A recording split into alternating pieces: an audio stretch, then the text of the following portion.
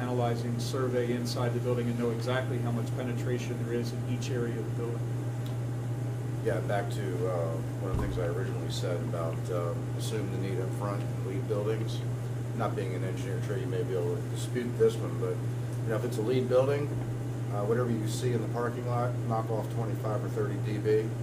And even with a 1 watt portable, you're probably going to have a problem for public safety. You're definitely going to have a problem with cellular. Yeah, I would definitely agree. Gary alluded to it earlier. I mean, some of this glass, this low E glass that's used in a lot of new construction, is more RF dampening than 6 inches of concrete. So it's certainly new modern construction standards have a great effect on the RF penetration. And one of the things that we want to do too, or try to do as a manufacturer of this equipment that hopefully solves the problem, is you have a certain set of contractors that you like, and we endeavor to train up people on how to filter and how to install and how to comply with the codes and do all those things to help the partners that choose to work with us or with Trey's company, or whoever it might be, so we can make this guy happy. So you'll have to make 2 trips instead of 5 trips. The challenge question that I have, that I've been thinking about throughout this whole panel, Kevin, is you had mentioned the state of Florida. Well, you guys all talk, right? Regionally, nationally, statewide, and we all talk.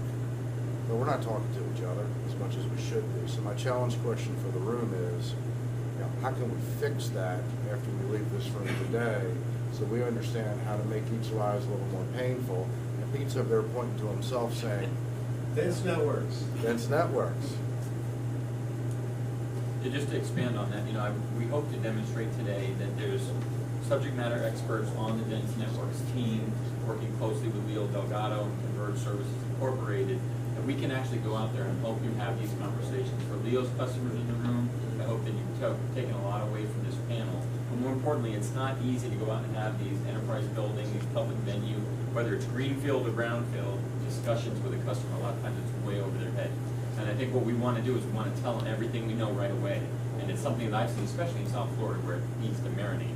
And some of these end building owners may need a year or two to really let it all sink in. And at the same time, they're trying to develop additional buildings, move more people around, get their certificate of occupancies, which to me in South Florida is really what's driving all this. So are there any final questions? I want to take time to make sure everybody had their question answered. And let us have those conversations with your customers. We're very eager to work with Peter and Leo to do that. Any final questions? So the study that can be done before construction begins, obviously, once the walls are up and the windows are up, what is the level of confidence from pre-construction to final level? So I'm borderline between, I'm not cool to be young, but I'm not old enough to be gray hair. And so, however, I have an 18-year-old and I have a 13-year-old, and I have to explain to them what was a fax machine. Having said that, they don't understand because they get it for granted. They throw the toys out of the crib when they don't have connectivity. So the millennials, every single age group is used to do something different. And I don't think we're gonna resolve the issue by just building distributed antenna system. I don't think we're gonna solve the issue by knocking out Wi-Fi, monetizing Wi-Fi. Analytics, to your point, being available for a number of years. AT&T has a group, 300 people, just managing one product that is called big data. They don't know what to do with it. They don't know what to do. There's so much data in there that they're trying to figure it out. Age group, who can they sell that data to where they can get a return on investment? So having said that, I think it's very interesting that, we'll have different points of view, but I don't think one technology is going to replace the other. Because, what's that? No, I was going to give it an analogy. Everybody has water at home, right? You have water. So let's call wireless water. Now, how do you get your water? In the kitchen, you got a faucet, you got a dishwasher. In the bathroom, you got a shower, right? You got a tub, maybe, right? You got a toilet. Now, which one do you get the water you drink from, right? All these devices is applying water within the home. Wireless is coming at you just the same way, and there's different ways you're going to get it for different purposes, and that's I think what you're getting at. Yeah. With the Internet of Things, it's way different because it's localized short signal length, short bandwidth. Whereas the cell phone, just that example of the woman in the parking lot who's got to walk into her residence and her phone call drops every time. They're not happy about that, and they're not happy then about where they rent their apartment. So that's a way to think of it as a building owner, I think. Yeah, John. Yeah, I just want to try to connect the dots between what John said about analytics and the importance of understanding what you can learn about a connected session, and compare that with what you just said about what AT&T has access to. And the big difference is AT&T will not give me that data. That is correct, but if you're on the network and you're staying. But let me finish my point. My point is, if I'm an enterprise and I have the appliances myself and I can collect that data, if I'm a mall owner and I can get access to that information, that's enormously powerful information. I agree. So, for example, there was a report that was done by a company called AmThink out of Texas that did for a big college. And it was the other Foley, right? Chip Foley. So, and what they learned was that all of the intuitions and insights and sort of common knowledge they had about who was visiting their stadium were all wrong, because each device that has its own MAC device, they know MAC address, they know who connected to their network, and what they found out was that most of the people only came to one game. Their students only went to 3. There were alumni that went, and they could tell who these people were because they could correlate their email addresses with their MAC IDs and know who was a student and who wasn't. The depth of information that they could get out of a Wi-Fi connection was vastly different than what they could get out of a cell network. So all connections are not equal. And that's what equals smart, which equals dollars. Yeah, I mean, the one comment I wanted to make was, because, basically, it is going to be a combination of technologies, and you talked about the people outside, that had to go outside on their phone. The one thing that hasn't been, and somebody asked a question about why these cable operators on it. The value for the property owner to have property-wide Wi-Fi. First of all, tenants, they're not going to have a choice whether they want internet or not. Okay, you used to have a choice whether you wanted to get cable TV or not. I mean, everybody that's going to move in is going to want internet. So why not have it provided under CAM, okay, or by the association? The second thing is, when you have a property-wide Wi-Fi, it's the reason why that, yeah, you can make a Wi-Fi call in your home, or if each resident has their own little Wi-Fi thing. But the minute they leave, even though there might be Wi-Fi to somebody else's, they're going to switch SSIDs and they're going to drop their call. So you can't have Wi-Fi calling in a building unless it's totally Wi-Fi enabled, a single system. So there's a lot of value in the property owner owning that Wi-Fi system. And it becomes just part of the building infrastructure, and it's something that the residents or occupants of that building have no choice whether to use or not. Because it's not like they're not going to sign up for it. So then there's value in, yeah, they can make a phone call in their home over Wi-Fi to save them money on their calling plan or whatever, and they can roam around, they can go down the pool, and they can hang out, and they never lose that call. Because the days of us being able to switch between Wi-Fi calling and cellular calling seamlessly, they're coming, but it's not here yet. And they'll come faster if we have larger Wi-Fi systems where they don't have to switch from 1, 2, 3, 4, 5 access points. They can switch from basically a large Wi-Fi network over to the cellular network instead. What's happening to the analytics? Some of our apartment developers and owners are already using them because they spend a ton of money building a beautiful theater, a beautiful whatever, a beautiful gym, and they don't know who used it, how valuable was it to the tenant, and all that. So they're using it tied into the access control system, so everything else to basically know how many times that tenant, while they were in the property, used that. And in the next project they build, why should they spend the money on doing the gym that's knocked out that people aren't going to use, and vice versa? So the analytics are important. The other thing that we're trying to do is basically, again, try to build one network if we can, as effectively as possible. One of the things that it does is you get rid of a whole bunch of space that my clients can't rent or sell. And when you do that and you show the value to the developer, how much money they're actually saving because they can now sell or rent that space, it's amazing. So it becomes easier and easier to justify the one network. It becomes easier and easier to say, you need to own the pipe, you need to do all those kind of things. And how do you get a return on investment? How do you build it? So we're getting creative to basically bring in all these technologies together to basically say, okay, they have a rooftop. So what if we went to the carrier and said, we'll rent you that. So it now becomes an income stream that helps pay this return investment on that.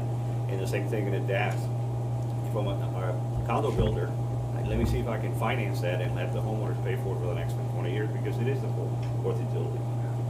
So there's way, and then modernization for those that are want to own that property for long term.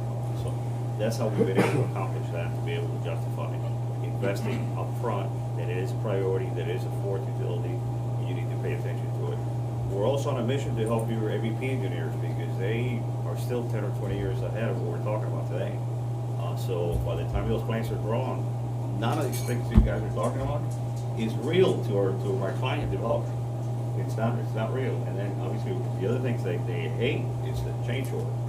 Because really when the GC is able to make some of that low margin that they had quoted, and is able to make some of that. So I believe, I think there's a path there to what we're talking about. I think Leo kind of summed it up there, and I think that was one of the major goals today is we have some folks that are the technologists and providers, we have some folks that are on the real estate side of the equation, but the more we talk and the more we understand these dynamics, light bulbs start going off on both sides, and that's when we have profitable innovation, right? Because ultimately, everybody's here has got to pay their bills, and they're looking for ways to run their organization. So these tools are essential. I think we had a tremendous discussion. I want to thank Keith, Leo, and John. Afterwards, I've got to spend some time cleaning up. I'll be washing the plates.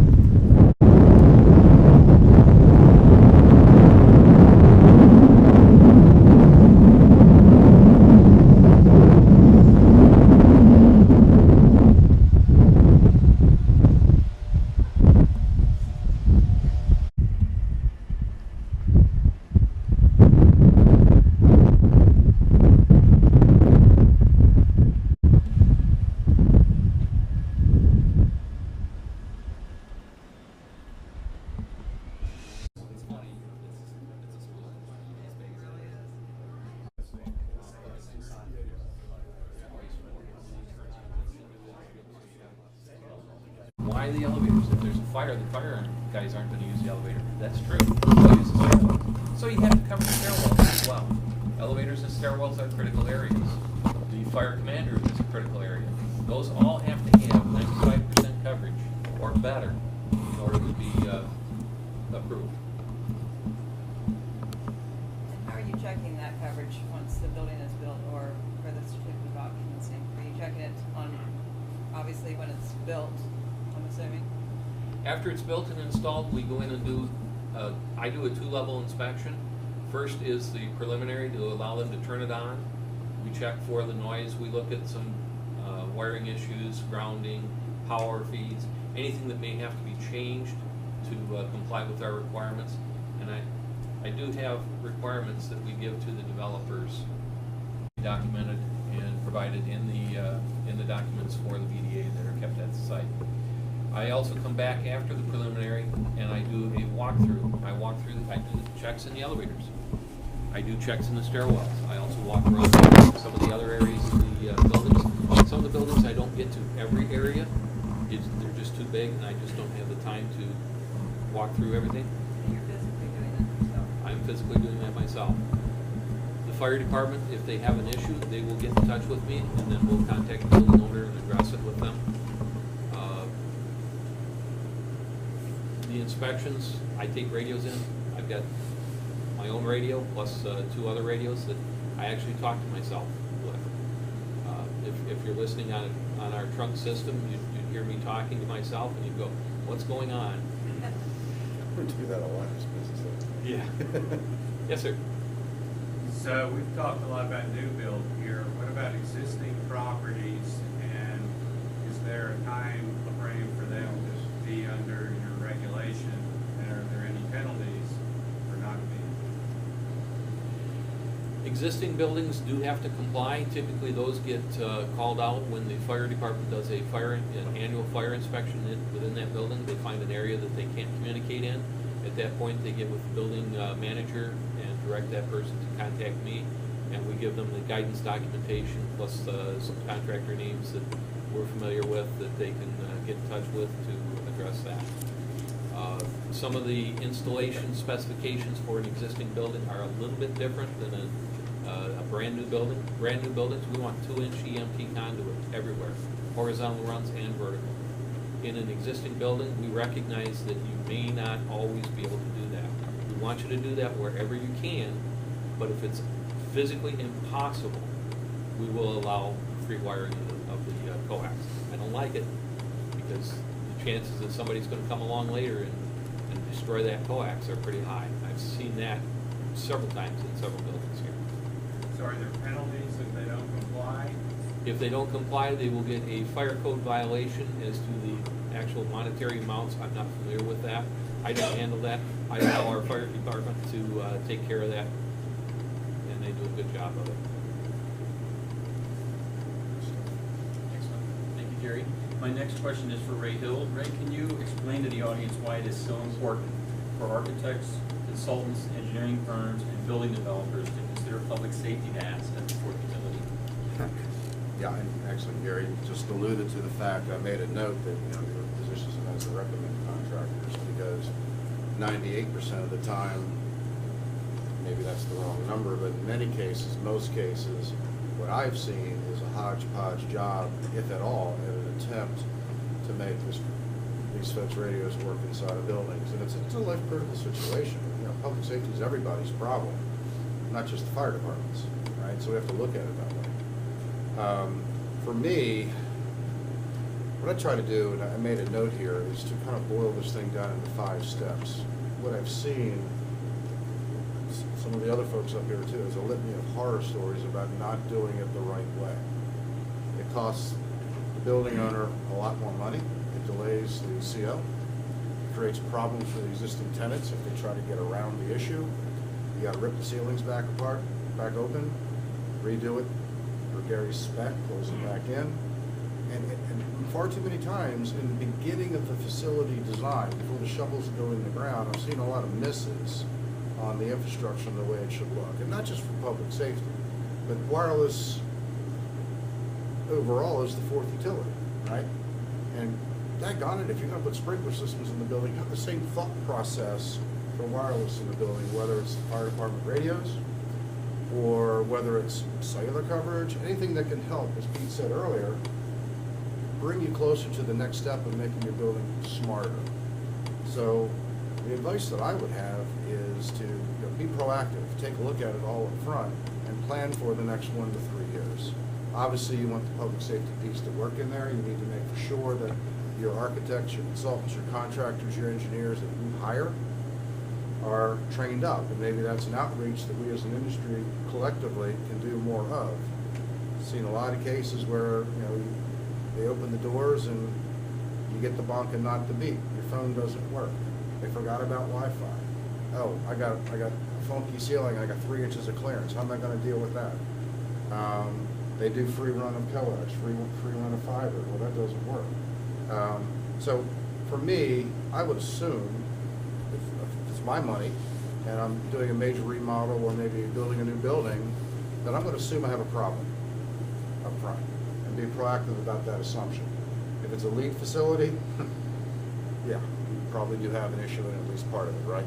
So assume you have a problem before you put the shovel in the ground or before you start the remodel, and attack it that way. And the second thing that I would do is to know your local guidelines, whether it's here in Broward, or maybe you got a building in Vegas, or maybe you got something in Des Moines, Iowa. Well, I guarantee you they're all going to be slightly different, even though they may all loosely comply with state, and states may comply with NFPA, right? Third thing I would do is I partner with local, competent people. There's a lot of GCs out there that do a great job of putting up buildings, and my hat's off to you guys. RF is a different animal. You can't measure it. Find people that you can partner with that you can trust, perhaps it's somebody you would recommend, that can do the job and understands what a 50 by 50 grid walk is, right? Instead of just throwing up some loose coax and some BDAs and raising the noise floor in Broward County so that nobody's systems work and you interfere with LTE and everything else from the carrier perspective. Partner with local people who understand the business in the particular locality where you're in. Pete said it earlier. As the building owner, you're responsible cradle to grave. This is not a Verizon problem because it's not a cellular DAS. It's part of the bells and the infrastructure of the building. So doing it right the first time will save you money in the long term. And the last thing I would look at is making sure that whatever you do stands the test of time. P25. What about phase 2? What about first one? So what's the plans for that? Should it be an amplifier-driven system that'll raise noise floor, or should it be some sort of distributed system that has its own RF source? Well, in urban jungles like Miami, New York, etc., how many amplifiers can you turn on before you start to compromise the macro site that's feeding them? Same problem that exists in public safety, exists in cellular. And in these urban jungles, we're starting to see that problem start to surface. So one size does not fit all. Thank you, Ray. You know, when we look at public safety DAS over the years, most everything was done in coaxial cables, right? With the yacking on the roof. For us to be able to utilize that RF source in downtown areas, Fort Lauderdale, Miami, we got to start looking at single mode fiber. How much can we do with that fiber, dark fiber that might already be here from some of the cabling companies, to really be able to scale what's trying to get done? I think the big juggernaut is that 4% of the buildings in the country that needed a DAS have one. The other 96 do not. And that's not even getting into public safety, right? There's so many problems with older buildings. So my next question is for John Foley. John, can you explain to the audience a little bit more about the total cost of ownership equation, what the key benefits to prioritizing public safety DAS solutions look like? I thought I was going to get a different question. Oh, sorry. But that's okay. I'll take a swing You at know that. the answer to this one too. So. Total cost of ownership. So, you know, it starts with design and goes all the way through survivability, through the latter stages and planning into the future. So it's not just about getting a great design and getting it installed. It's the staging of the construction. So here's an example. At the early stage pre-construction, you can put these systems in before the walls go up, before the ceiling grid goes in, and those kinds of things. You could do it at the same time as other systems are being installed. You can have a company that is knowledgeable both in public safety as well as CELBAS or other types of technologies that might be going in at the same time. And if you can look for synergies on the project side, you can save money. Also, the system, as Ray said, once it goes in, you own it. And it needs to still continue to function in the future. In the fire, in the building code and in the fire codes, it talks about alarming to make sure that if there's a problem on the system, that it's reported immediately and acted on promptly. There's some codes that give a specification that give you how much time you have before it becomes a problem that you have to notify the fire department about, that the system is no longer working. So imagine the difficulty of managing 2 or 3 or 4 different vendors for multiple kinds of systems and keeping multiple relationships together. So what you want is to establish a relationship with a local company that can respond quickly and understands the totality of all the systems in your building. That's the optimum. That might not be possible in every case.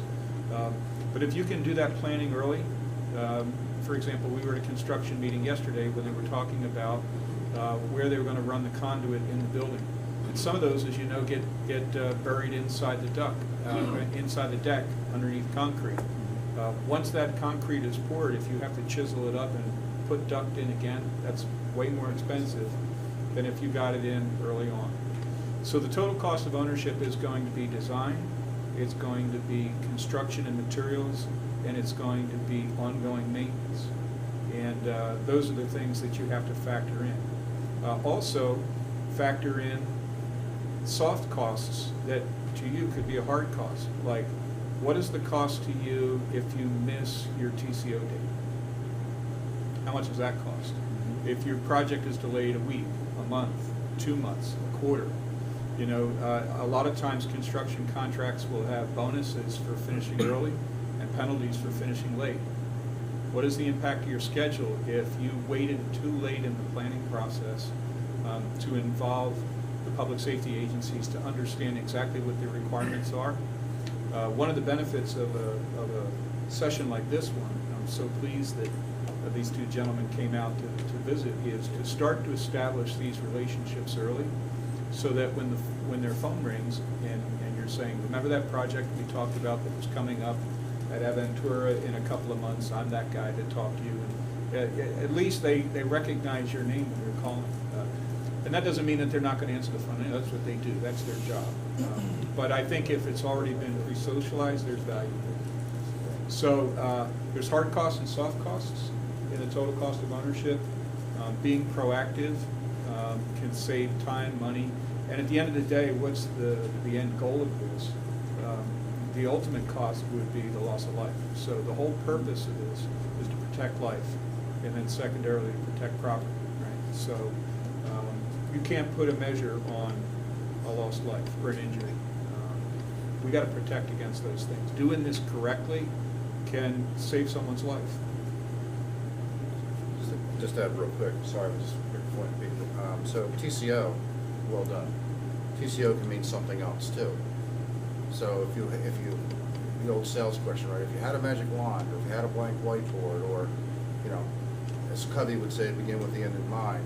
What do you want the building to be from a smart perspective, from a comms perspective? So look at ways to monetize those different technologies at the right time. It's public safety, sure it is. Sure it's public safety, but why isn't it building controls and digital signage and other IoT devices and DAS and Wi-Fi and all those things that are enablers to something that can allow you to attract, retain tenants? And while you're in the ceilings, let's pull once, enable many. The principle, pull once, enable many. Whenever you can and the ceilings are open, get it done then. Over a 10-year period of time, especially if you're going to flip the property. There's value in that. Peter has a question. Quick question, Gary. Gary, what percent, I mean, how often do you see people getting ahead of this right from the beginning? Or is the situation more that first the inspector gets the bond and then that's when the building owner cares? In Fort Lauderdale, we have a process called Development Review Committee where all projects that are going forward for permits get reviewed by this committee. I sit on that committee.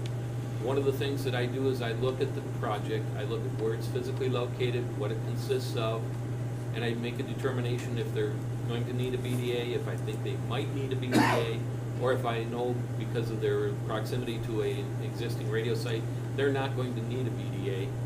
I make that determination and give that to the developers in writing right up front. They know immediately that they have to address this. Some of them go, yeah, okay, we got it. They'll send me back a response, yes, we understand. But they don't really understand the magnitude of the issues. One of the other things I'd like to talk about is the convergence of public safety BDA. We call them bidirectional amplifiers, or BDAs, as opposed to DAS, which is distributed antenna systems. DAS is typically used for a cellular public service communications type of entity. Both of these require authorization from the licensees. If you're going to put in a DAS network for cellular, you need the cellular company's authorization before you put it in. Some of them have very stringent and strict design requirements. You need to get those from the cellular companies. That's another reason why our BDA systems may not be compatible with what the cellular companies are looking for. They're looking for something different than what we're looking for. We're looking for reliable public safety communications. They're looking for reliable cellular communications. It's a little bit different. Yes, it's RF, but it's a little bit different. AT&T, from what I understand, wants to put in a miniature site, a mini site. They don't want you to pull signals off the air. Cost on that, I've heard, is $250,000, and they're not going to pay for it. They want you to pay for it. So you need to have those discussions with the cellular companies up front. You need to have the discussions with the public safety entities up front so that you're aware of what the requirements are for each of those entities. Thank you. So, one of the things when you look at public safety amplification, I know it's been a big issue down in South Florida, is a lot of the building owners do not understand the ramifications of not being able to move their employees in.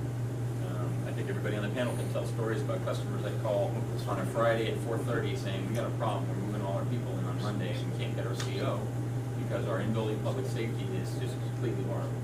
And then you start to talk to them about fastest public safety system I've ever done in 90 days. Unlike service provider wireless carrier DAS, it can take 12 to 18 months based on what Gary was just sharing. These license frequencies aren't something to take for granted. So, you'll hear the term AHJ, authority having jurisdiction, thrown out a lot. And every time I call an AHJ, to me, and everybody on the panel can probably second this, they're very encouraged that you call them, right? We want to make sure that our first responders go into that building safely. That while we're actually, sending our first responders into a building as they're traveling to the site, especially with fire, we need to know where the fire is. If it's an active shooter situation, where is that particular shooter? We may be going into a main campus, and we need to know where that individual is, but more importantly, where is that individual within the building? I know a lot of the Wi-Fi companies are putting Bluetooth beacons in their APs, because that way they can try to triangulate the bad guy. So just to expand a little bit, my next question is for Trey Browder. Trey, what obstacles or challenges do the equipment manufacturers have and face in the deployment of public safety amplification, and how are those difficulties addressed? Well, I think we face a lot of the same challenges that the building owners, the developers, GCs, system integrators face, and that's that you see periodic revisions to NFPA and IFC, so we're constantly having to stay up to date on that and making sure our equipment is compatible or adheres to those guidelines. We also see that, as we've alluded to on the panel, that there are certainly variations with various municipalities in terms of their interpretation or enforcement of those guidelines. And then they also, typically will have their own additional requirements on top of that. So we're always having to stay educated on what's going on at the local level, and we do that through outreach, events such as this, where we can interact with the various stakeholders in the space, and like I said, have a mutual education on what's going on in the industry and what the needs are. There are, like I said, there are that variation and additional requirements. So what ends up happening is, from an equipment manufacturer standpoint, we have to take the most stringent of those requirements and make sure our equipment adheres to those requirements, even though it might not be required somewhere else. So we want to make sure that we've got our bases covered, no matter who we're dealing with, whether it's South Florida or it's the middle of some small town in the Midwest. The other thing that, as Gary alluded to, there's this thing called convergence, where obviously Ray and I both work for companies that develop equipment for the wireless carriers, and there's a big push to try and have some economies of scale where you've got your other wireless systems that all reside on a converged platform, if you will. And obviously that presents issues and conflicts with public safety. So we have to be aware of that, and we have to try to mitigate that as much as possible. And once again, have mutual education amongst ourselves to be able to address any concerns. And then obviously, because we are talking about systems where it's life and death that matter here. So there's a certain amount of integrity that needs to be inherent to the systems and the equipment that operate these systems. So we're having to adhere to more standards, such as NEMA 4 enclosures for equipment versus, Carrier might not care about that. They may not care about battery backup. They may not care about, redundancy. So these are all things we have to take into consideration and implement. So it makes it a little bit tougher, and we have to be able to, address all of those concerns. Thanks, Ray. I'm going to go back to John for a question about what the path forward is for the DAS industry when we really don't have clear standards-based, like a Bixie type of way about going about all this. We've got so many buildings with issues. What are your thoughts there? So when you say the DAS industry, are you asking about Public safety. public safety and building communications? Okay. Because as Gary pointed out, it's not always a DAS. In fact, sometimes a fiber DAS distributed antenna system is not the best solution for public safety. The coverage requirements are different. I think it was alluded to, some of the requirements are 99% coverage, where a carrier might want 90 to 95. And the frequencies are often different. So your choices are different. And the path forward really, it's about future-proofing, okay? And I think we already talked about creating additional pathway. It's much more difficult to put that in and more expensive to put additional pathway in later, whether that be conduit or raceways or other things. Reserving space in the vertical shafts or risers in your building, core space. Reserving wall space. These are the kinds of things that will help you future-proof. As Ray said, pull once, use it later. And then the other thing is paying attention to what's going on in the regulatory arena. So more than once it's been mentioned P25. Project 25 has been around for a while, and essentially what that is, it's a move to a digital radio system that's in a different frequency spectrum than some of the older technologies that are down in the 400s. And so there's some cities that are still down 45 megahertz in the 200s and 400s and 500s. So taking all those into account is what's coming down the road. And one of the biggest things that's coming down the road is FirstNet. FirstNet is an initiative at the national level to have a national broadband network to connect or interconnect first responders across the country. It's a complicated topic. Some of it is tied up in the courts. There's an RFP that was issued. The likely winner was AT&T. That was challenged by one of the contenders. It's tied up in the courts. But at the end of the day, FirstNet will be adopted.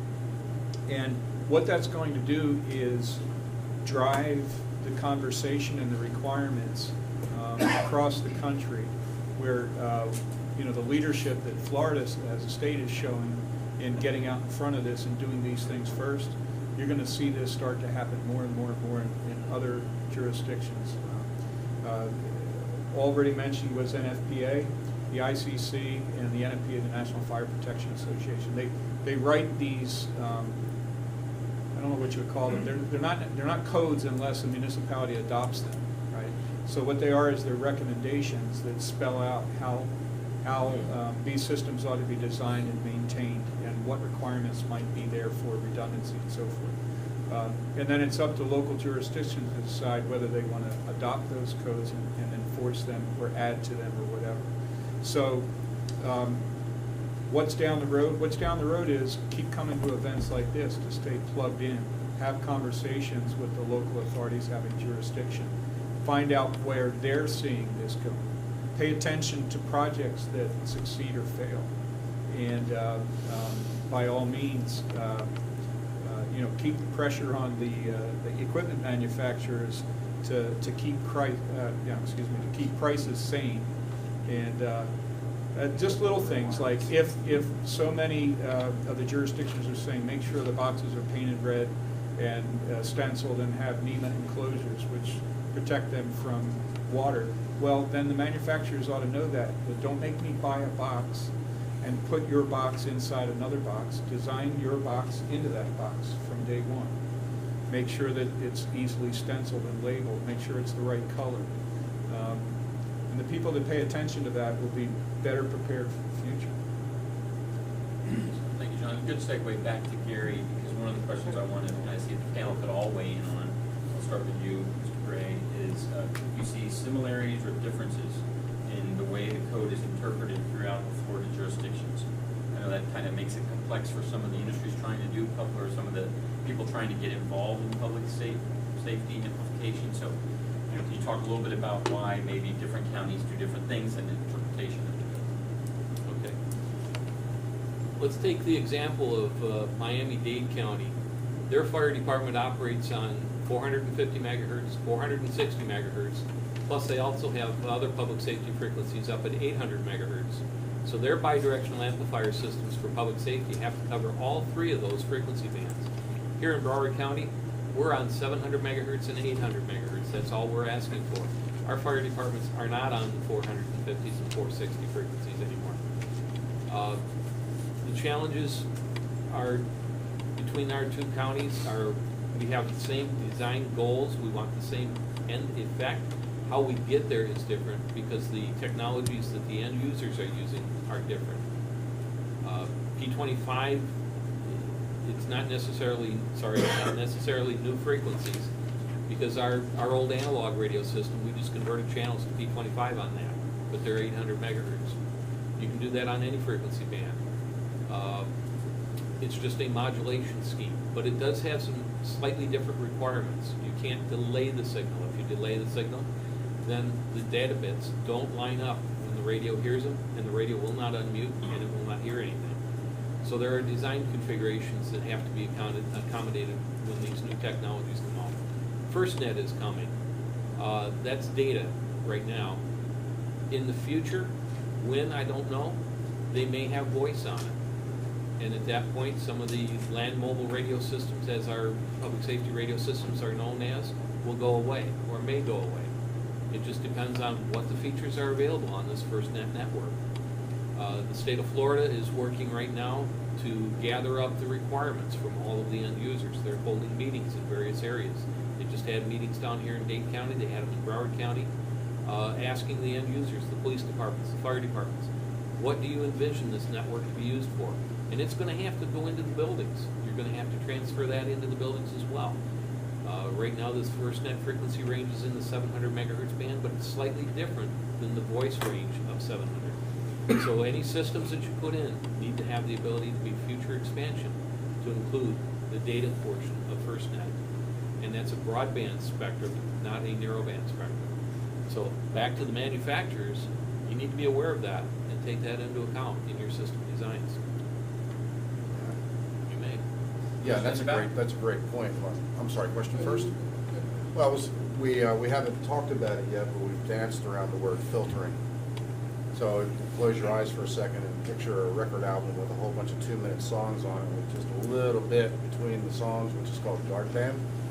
You have the bleed over between all these different frequencies, right? You got the 7s and the 8s and so forth. You have the cellular carriers.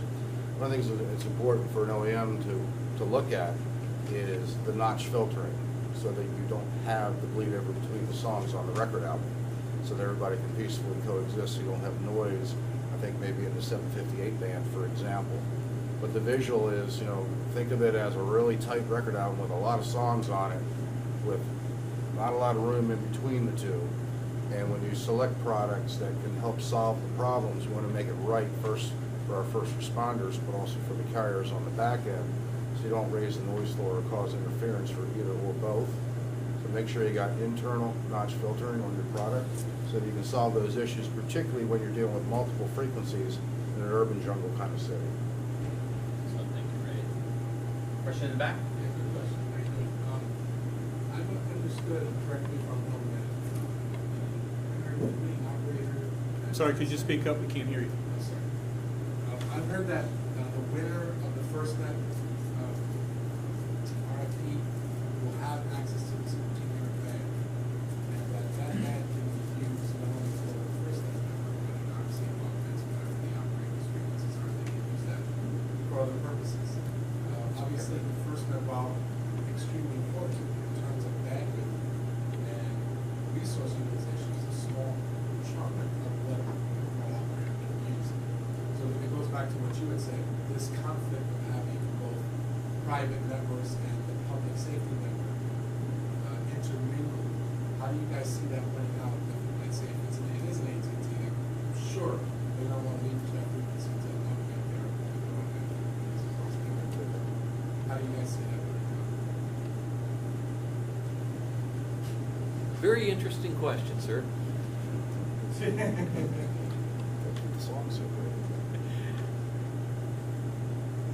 Obviously, data is data, and it's going to be intermixed on their network. What we don't know today is how much of that external non-public safety data will be on that network. And that's going to be determined by how much public safety buys into it. Currently, we're using Verizon Air Cards for our mobile data.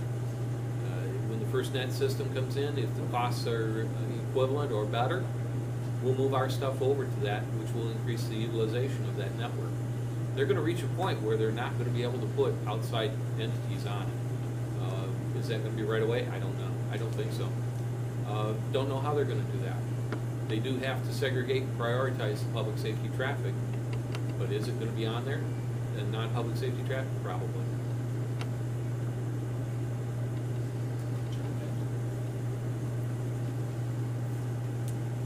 That's a great question. Thanks for asking. You know, in choosing the eventual winner of the FirstNet, one of the things that's going to have to be considered is how do they quickly stand this network up? And that involves questions like, do we have enough towers and rooftops now? Can they use existing towers? Will it mean that they need to add new ones, and so forth and so on? So the whole supply ecosystem, as well as the first responder community, are sitting back and very anxiously awaiting to see how this is going to play out.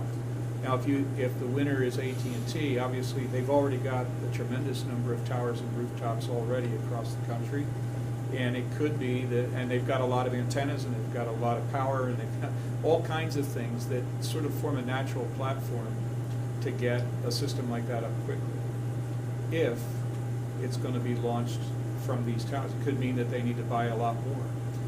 So it'll be interesting to see. So my point is that there's pros and cons to this situation. While they are adjacent frequencies, there's some advantages to having a big, widespread, already deployed network that is a platform. Another way to look at it is on the other side of it. Okay, there's a whole lot of DAS systems that have already been installed. And some of these don't have those notch filters in place for when all of a sudden something that's very close to in the 700 band that's already being amplified inside of a building, particularly what did you call them, trunk slammers? These are sort of wideband systems that sort of amplify everything that it can see between a frequency range and start blowing it out. If all of a sudden now that band in the 700 is critical for public safety communications, these systems are going to be causing interference in that space. And somebody's going to have to go around and root those out. And those systems are going to be turned off. So here's the point, if you're a building owner and the system is already installed, and now that system that you've had in for the last 5 years is interfering with the new frequency bands on FirstNet, somebody's going to knock on your door and tell you to turn your system off. Okay? And they're not going to be knocking on the door of the guy that installed it for you. They're going to be knocking on your door. Somebody's going to come and visit and say, you're causing interference in our public safety system, turn it off. Turn it off right now. And then you're going to be left trying to figure that out. So get in front of that. Gary wanted to add something as well. The FCC has classified bidirectional amplifier systems for public safety in two classifications, Class A and Class B. Class A is called channelized. That's where individual radio frequency channels that the licensee is licensed on are the only frequencies that are passed through those BDAs. Channelized BDAs have their own set of issues and problems. Currently in Broward County, we have over 56 channels that would have to be passed through. BDA manufacturers haven't risen to that level where they can pass all 56 channels individually. So that brings up the Class B BDA. That's where it is a broadband device that covers a specific frequency range within the public safety range to transmit all of the channels that are in that. That's typically what we have installed here in Fort Lauderdale, or Class B BDAs, just because of the complexity and the requirements that a Class A would have, that they can't meet. They'd have to put in multiple BDAs in order to do that. So when they're talking about filtering, be careful what you ask for from your vendor. Class A BDA is not going to be what you want.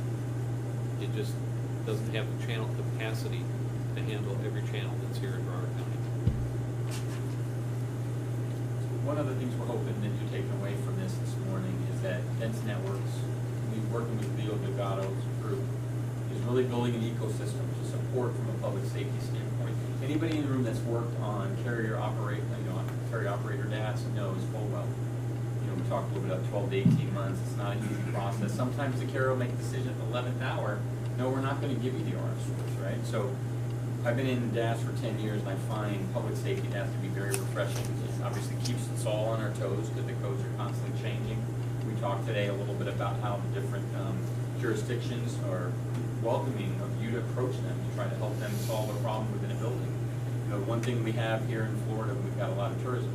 We've got the cruise port. We've got all these different venues that could be potential threats to a safety issue. Going into an older building, you know, fire goes in and we can't communicate. That's horrible. So before we kind of look too far into the future, we obviously got a lot of buildings to solve for, and that's why this session was so important this morning. I want to open it up to Q&A right now, see if there's anybody that's got any questions as to any of the content that we wound up speaking to. Do you have any way of qualification for contractors? You know, people know how to put it in, sure they're doing it proper. Do you have to qualify any of them, or how does that work? Unfortunately, we're not allowed to certify or qualify contractors to do the work. I do know of some that I've seen their work in the past, and I'm comfortable with what I see. I've seen some others that I'm not comfortable with. But I'm only, through the city, I'm only allowed to give out three company names. I used to give out more than that, and then we started getting complaints, well, geez, you know, why am I not on your list? And I can't put everybody's name on the list. And then if I exclude somebody, then they get mad because I excluded them. So I have three that I'm allowed to give out. That's what I give out. Are there others out there that can do the job? Yes, there are. Are there others out there that say they can do the job but have no clue? Abso-flip-and-lutely. Touche. And it's those people that I really, really cringe when I get a phone call from, because I know that they're clueless. And they can do so much damage, not just to the building owner's pocketbook, but to my time schedule. Because I have to go out and inspect these things and fail them and fail them and fail them. And I have to keep going back and going back and going back. I'm one person. I don't have a staff of 2 or 3 or 4 people that can go out and do these inspections. And they're just extremely time consuming. I typically set aside 2 hours per building, and sometimes that's not enough. Harry, I have a question. We recently met with a contractor that talked about Florida state licensing requirements for electrical contractors to put these public safety systems in. And this contractor talked about an ES, electrical specialty license category under the electrical license of the state of Florida. Are you aware of the state of Florida enforcing a requirement for that kind of a license to implement these kinds of systems? No, I'm not. Yeah, short answer is no, I'm not aware of that. I would love to have a specific license for BDA installations that would incorporate radio frequency knowledge, intelligence, and experience, as well as the codes as far as putting conduits in, how do you get things done, but we're not there yet. There's a question in the back. Gary, are you correct? You said you had 3 companies that you recommend? Yes. In Broward County?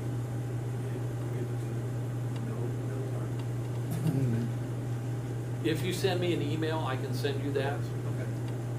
I don't have their names here. And then I have a question for Trey. Are you going proactively in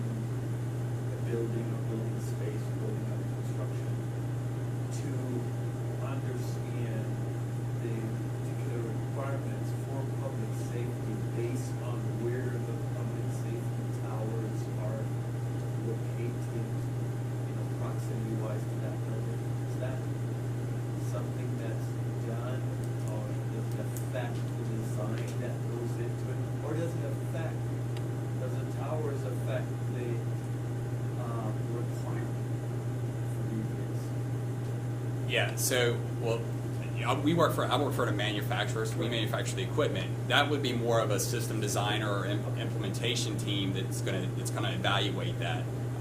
Certainly, the location and proximity to the macro environment, it will affect those types of requirements, and how much coverage is needed, or if any coverage at all is needed.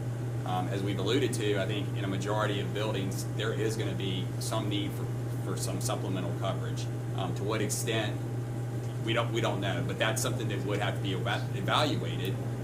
You can make an assumption that there's going to be a need for 100% coverage in the early planning stages, and then as the building is constructed, then you go back and you reevaluate. But that's certainly something that these folks at Gary can recommend. They are more adept at analyzing that and taking that into consideration. Let me explain the process that the city of Fort Lauderdale uses.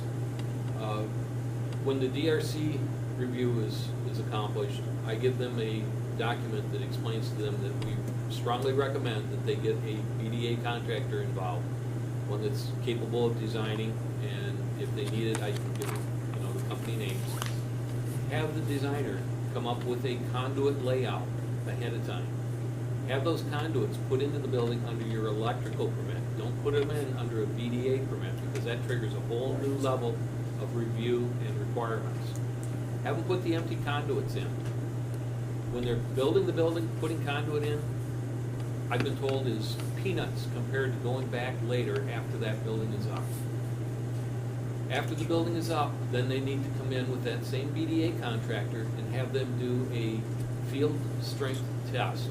That's where they create what's known as a heat map using a piece of software that currently the one that all the contractors like and I like is called IB Wave.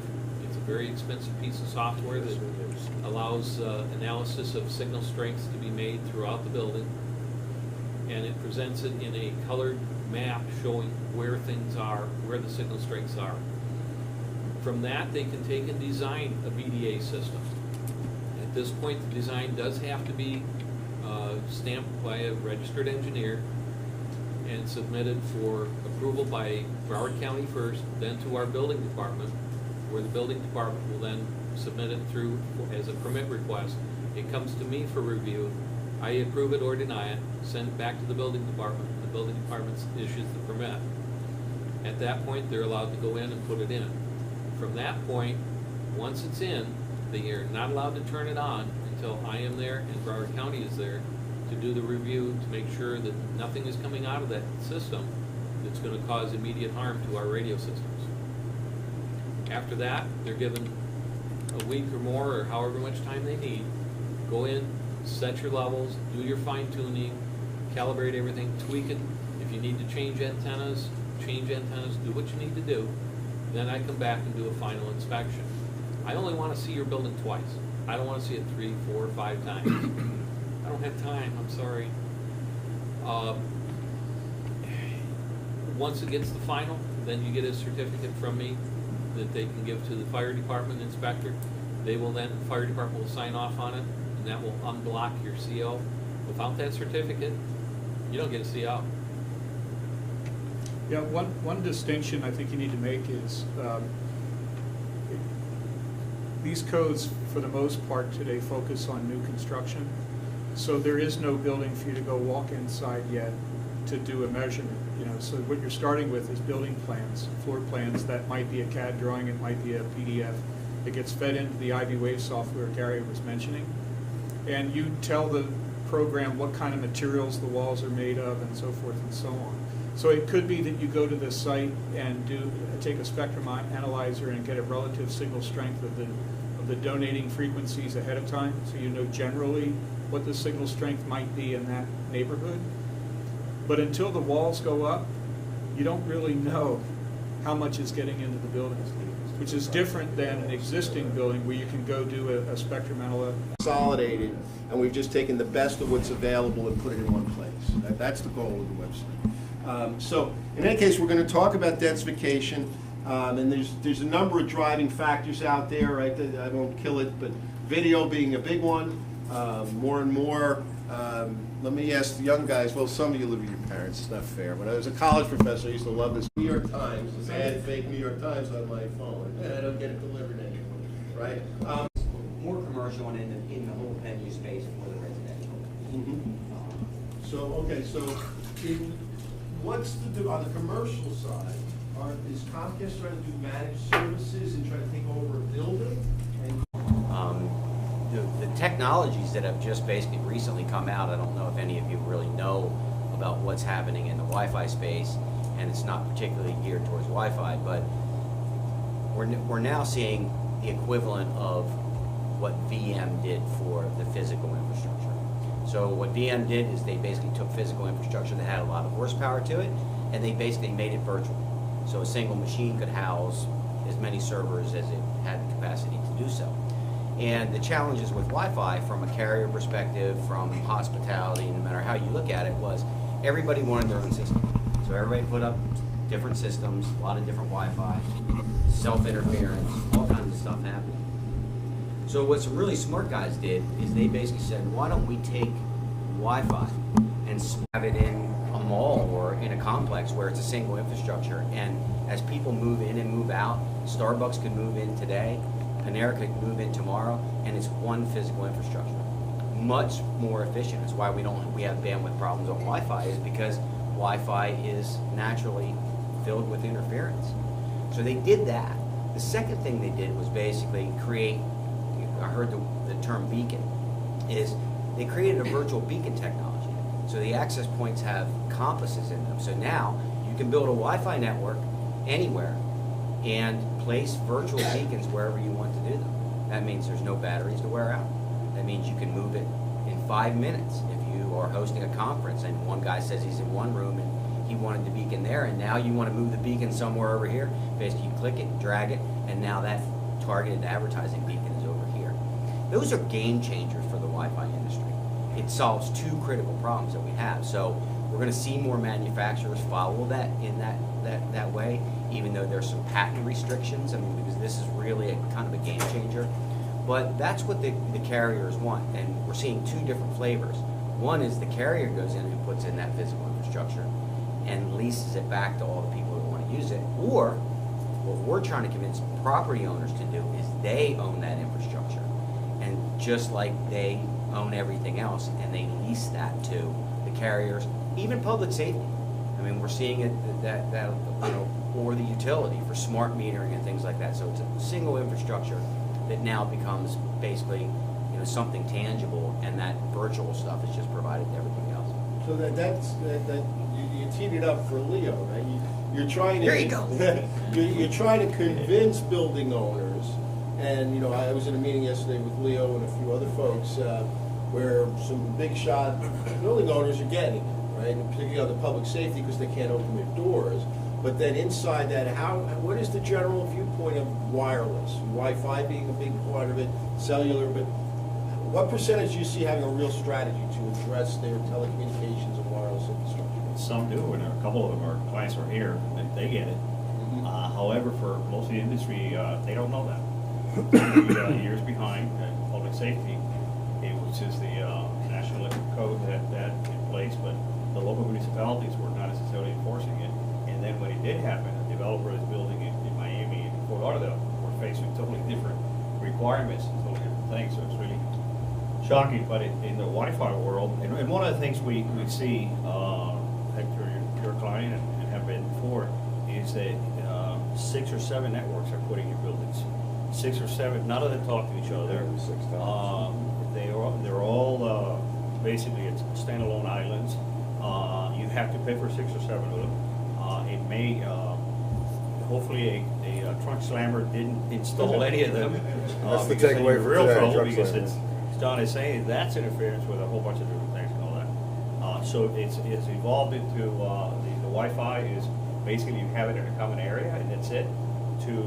We want to have it everywhere, but the way to do that is to use a Wi-Fi router in each apartment, which we're incredible having to have 400 routers in the solution. So we're heading to to what John is saying, that you basically basically it needs to be part of the plans initially. It needs to be, a lot of times it's an afterthought that the audio-visual people haven't been the ones that then install the Wi-Fi with, haven't seen all the others after. So we're always on a mission to basically start from day one, basically moving back to the MEP engineers, because some of our customers. But any of them willing to write a check? To put a No, building-wide you know any Wi-Fi developers willing to write a check? I've never met one. They like depositing checks, but never write one. So that's a key question, is who pays for this? First of all, we never budgeted for, why am I building a Wi-Fi network only to do what? Well, I think John and others have a solution, and basically what's coming and how you can make money. Some of our clients are doing mixed-use projects, which is a mall, a residential component, all those kind of things. So there are ways to get there. And actually, one of the other ways is companies are willing to finance it and own that for them, so they get to build it properly. They get to make their tenants happy, their owners happy, and all that. And we are hopefully will shift the cost to the actual user via an advertising model. John knows a lot more about this than I do. Your point is well taken. Actually, Mark isn't here, but Mark's group, they're an integrator who was bought by a fellow who his company finances technology systems. So he bought the integrator, so he finances it and then he installs it himself. Is basically how it works. So he's going to talk to that. But I want to talk about the dynamic for a minute, right? I won't go into this too much. Ray, you probably recognize this slide.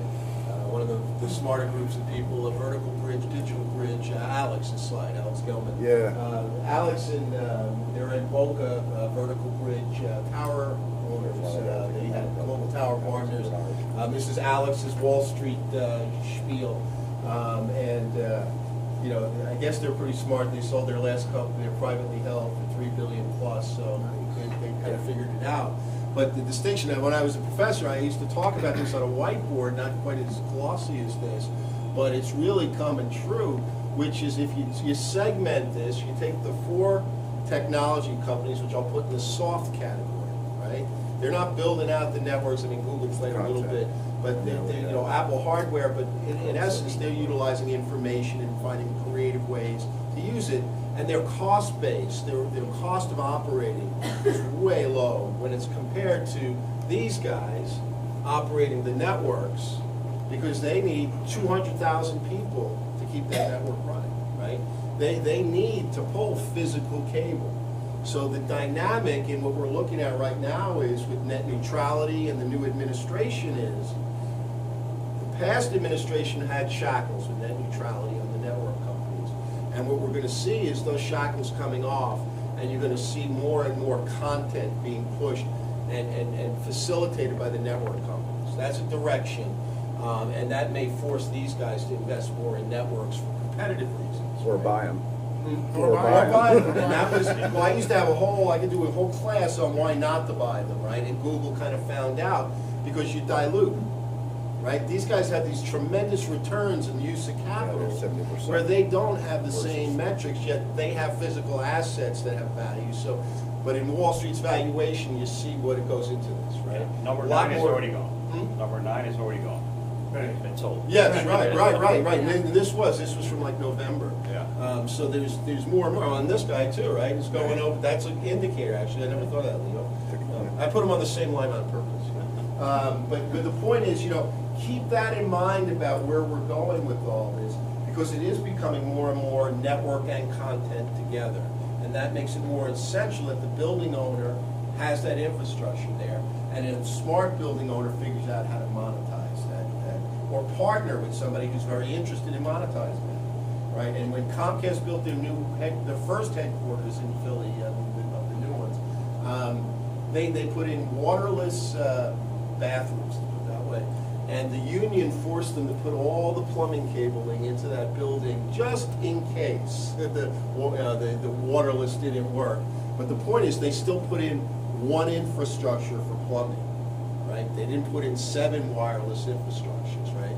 So the building owners don't always approach this as one concept. Their building's technology core.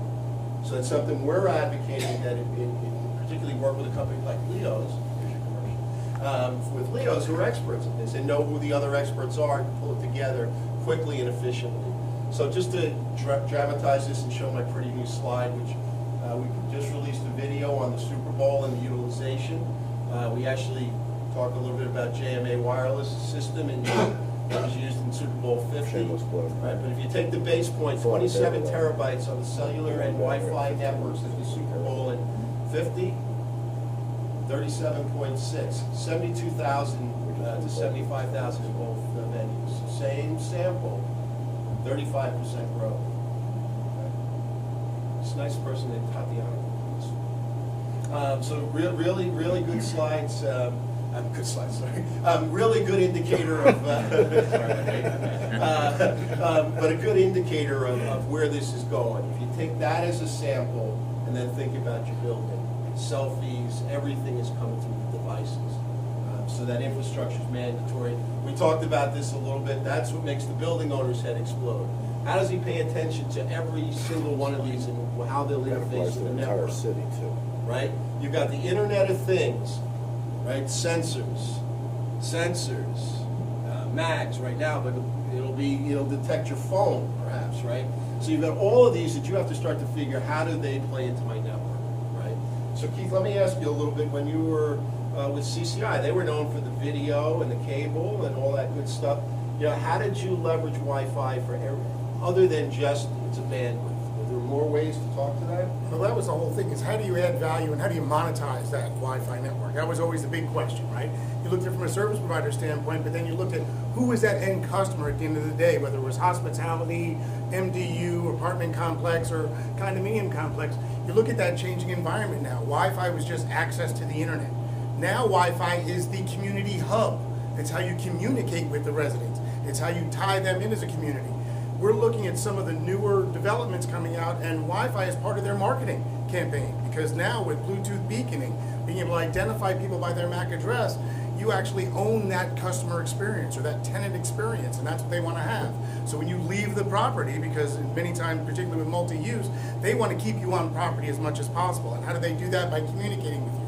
How are they going to communicate with you? With the device that you carry with you every day, all day, that is always powered on. Most people don't even let it leave their hand. You see people just walk around with it in their hand. Well, how about when you come back to your home and you're in a mixed-use community, it says, "Welcome home, Mr. Jones. By the way, the new pizza parlor, Blaze, that we just put in our mixed use downstairs, is having a special for all residents. Come down and get a free beer with your pizza." That's how they're trying to tie in that community experience, tying them into the property. And how do you tie them in? On the device that they carry all the time. How do you communicate with that device they carry all the time? Is via Wi-Fi. That's how you use that to monetize that infrastructure. So when I sit there and I go to a developer, hey, I want you to pay money to put in a Wi-Fi network, you're going to say to me, why do I want to pay money for that? I'm going to say, because it's going to make it easier for you to sell properties. It's going to make it easier for you to rent out those mixed-use retail and restaurant facilities on your property, because you can go back to them and say, you're going to pay a premium for rent here because see all those apartments above us? We've got a marketing campaign that's going to allow you to be able to market to those residents within there, to be able to communicate with them, to be able to tie them into the community. Because ultimately, when you look at some of these properties today, the ultimate goal is not to leave the property. When they're home, they're there, they're going to use all the facilities there rather than go somewhere else. And the way to tie that is via Wi-Fi. What percentage of video do you watch on the TV versus on your phone or computer? 100% on TV. So you really don't watch TV often? I was at Penn State presenting recently, and this is when I realized that I was old. I've been telling you that for years. It was one of those moments. So I'm there presenting, and I'm up on my soapbox, and I'm giving it all to these kids, and the kid turns to me and goes, "What TV?" Because we don't bring TVs to our dorm room anymore. I was like, when I went to college, first thing I put in was a TV and a stereo. Don't do it anymore. Don't watch it. Watch it on the tablet on this thing. They were born after the internet was created. Right. So I'm sitting there going, okay, and so we're presenting to cable providers. So I'm bringing up one of their challenges in the marketplace is cord cutters. And the kid turns to me, he goes, hello, and I'm like, oh God, not this kid again. And he says to me, he goes, cord cutter. He goes, I'm a cord never haver. I'm never going to pay a subscription for that. Never going to pay for it. And they know how to surf around and find free internet. Free, I'm talking about, $60 to watch a UFC fight, right? I like the fight, but I don't want to pay $60 for it. You don't pay $60 for it. You go to this website, you can watch it for free. And I'm like, oh my goodness, what a dinosaur I've become. But that is that generational gap. So when you talk about building a property that you want to sustain for 20 or 30 years, you need to have that infrastructure, not in mind for the dinosaurs like Pete that want to watch TV. You know, I want to put a 75-inch TV. I want a big TV. No. You need to build your infrastructure to supply the services that these next generation are going to have, because that's going to be the next person that's going to buy that condo. So they may not be able to afford it today, but that's who's going to buy it next. And if you don't have that infrastructure in there, they're going to pass. I was in a property not too long ago, and in a very high-end property, and the gentleman looked at his phone and he says, yeah, I like this property, let me call my attorney, maybe we'll start talking about doing some negotiations. Unable to get his attorney on the phone because the property faced the ocean. We all know there's no towers out in the ocean. Had problems with his cell phone signal, and said, well, I can't live in a place where I don't have a phone signal. And I was like, man, if you had Wi-Fi in here, and then you had a property app, which you own the app because you want them part of your community, and embedded in that app is a SDK that turns their phone on Hotspot 2.0 to Wi-Fi when they're in the property rather than the cellular network, you would have never have had that problem. It's SDK? It's a embedded program that goes inside of an app that controls the actions of your phone. So I'm sure you've all had a phone where you've authenticated on a Wi-Fi network, maybe at your home, and then you go back home and all of a sudden your phone automatically switches back to that Wi-Fi network. Well, that can be programmed into it. So How when many of you use voice over Wi-Fi now? But it's not embedded in the device when you buy it. Right. Well, I started having most problems people- with my phone. and That's I why realized you it want was to. when I That's why, as a started up the community, you Wi-Fi. want an app, a community app, because then you can They embed won't. everything you want in that community app. And you choose the And- content. But you choose the content, and then they see your brand every day. That becomes a part of their lifestyle. When an app is on a phone, you're a part of that person's And if you lifestyle. think about that, talk about the dynamics, right? You become, as a property owner, basically a broadcaster too, right? You've got, you know, and the cable channel that's on 1011, nobody watches that, right? But if you can send a message anytime they log on or something, that adds a whole other dynamic to it. So, John, I want to ask you, all right, so I got a lot up here, I don't know if you can see it all, but when you talk about the Wi-Fi systems, you mentioned location, right, which I think is the game changer. Once the thing is known where it is, it provides that level of intelligence. What else is being asked for? What is a Comcast concerned about? Do they care about the voiceover? Well, I mean, they really care about being able to provide everything. So, you know, the video is a big thing, and being able to have the capacity on the Wi-Fi systems. The design of the Wi-Fi systems determines how much bandwidth you're actually going to have. And what's also happened in the technology side is, you know, I don't know, I'm not going to throw out a bunch of technical jargon, but not long ago, the Wi-Fi access points only supported maybe 20 megabits of data. That's what they supported. And what we're seeing now is we're seeing demands from the cable operators that a Wi-Fi access point have the ability to provide 500 meg to a gig of throughput per access point, because that's the kind of bandwidth these kids are doing. I mean, they're utilizing a ton of bandwidth, because the challenge in the Wi-Fi stuff is you can't add more access points to provide bandwidth. There becomes a point where it's diminishing returns. You can only have so many per every square feet, or it's actually going to be a slower network than you can be. So what they're really demanding, what we're seeing, is it's more of the capacity. And if you see some of these stadium design stuff, those stadiums are the hardest thing to provide coverage in. They weren't designed to be covered by Wi-Fi. The new systems, in fact, what we're working on with some of with Comcast, especially in some of these venue sides, is the venue, and it's important in the building side, the venues are being built around telecommunications. So you see Wi-Fi under the seats where you didn't see that before. That's what we're seeing being planned in buildings as well. That the telecommunications is now a really important part of the building design. And if it's not, then it really needs to be, you know, so that everything's not retrofitted after the fact. And it needs to be planned. I see the IoT up there.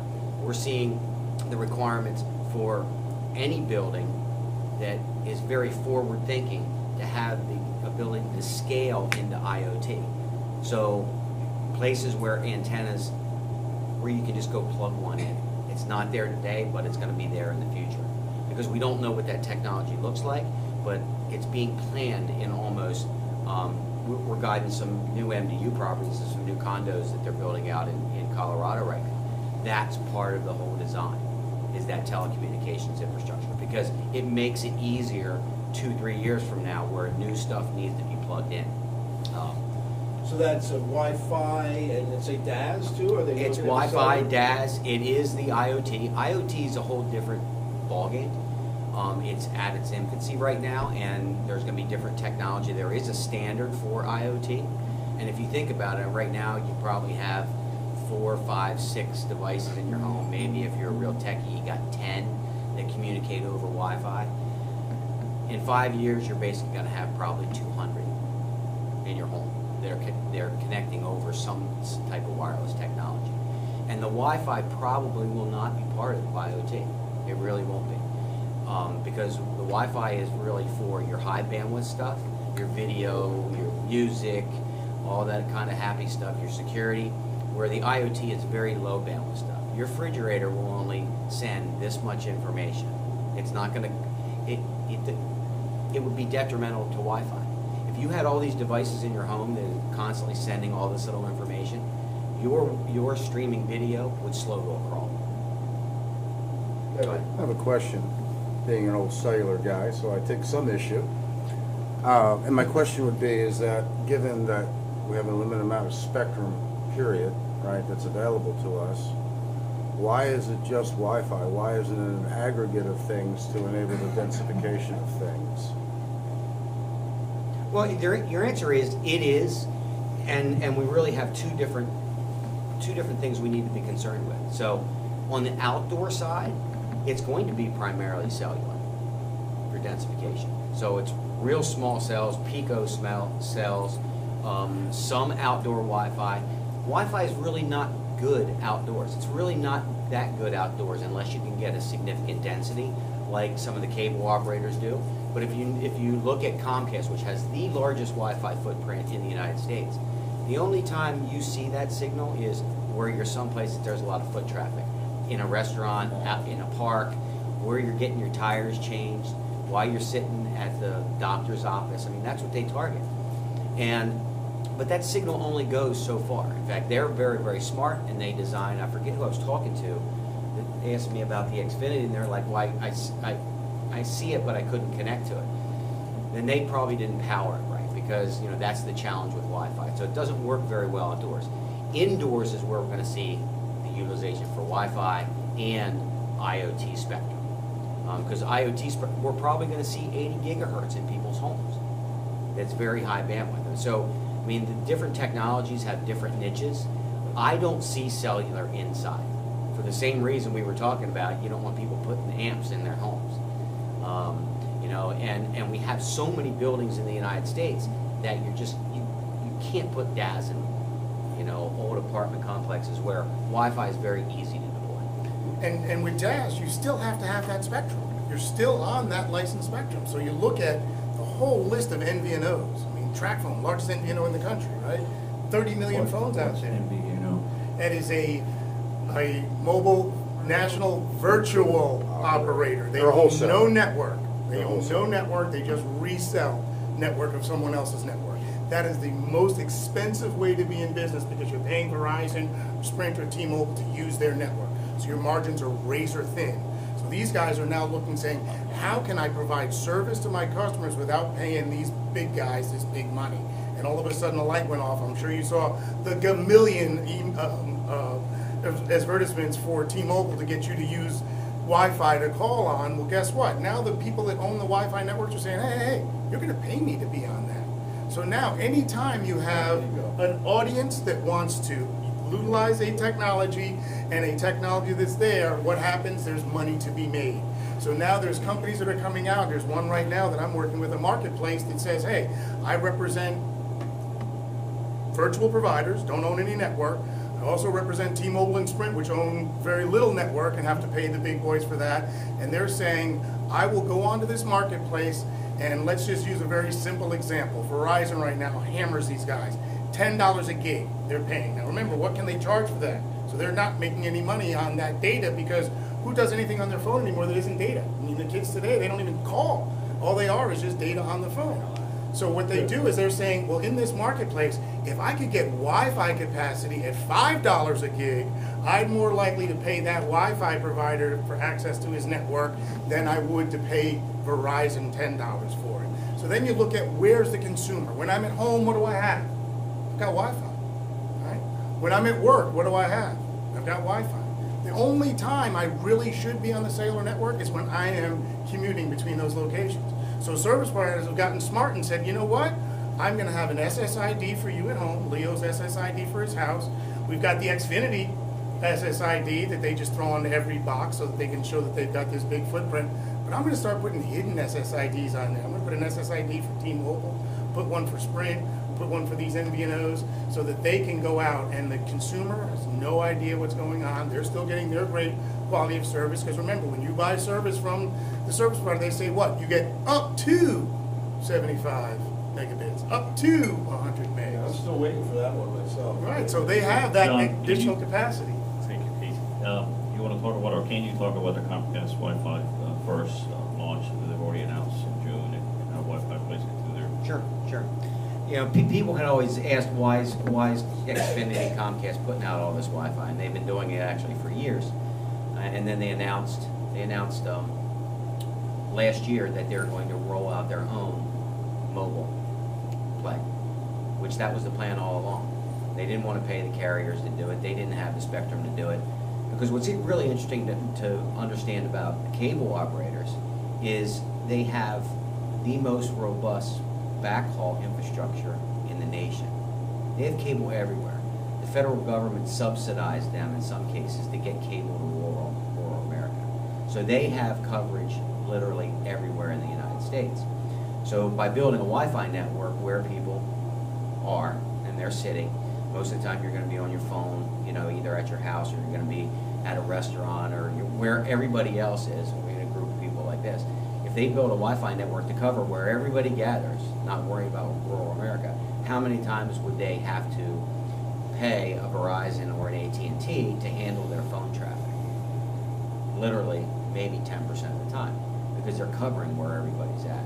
That was their game plan all along. I mean, because their service was free for Xfinity subscribers, and it was actually free for non-Xfinity subscribers for a very long time, and then they came up with a pay-as-you-go model. But it was all about owning that user experience, knowing that they wanted to be in the handset market.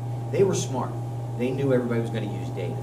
They knew the calling wasn't what it was about, where all the carriers were focusing on the call themselves.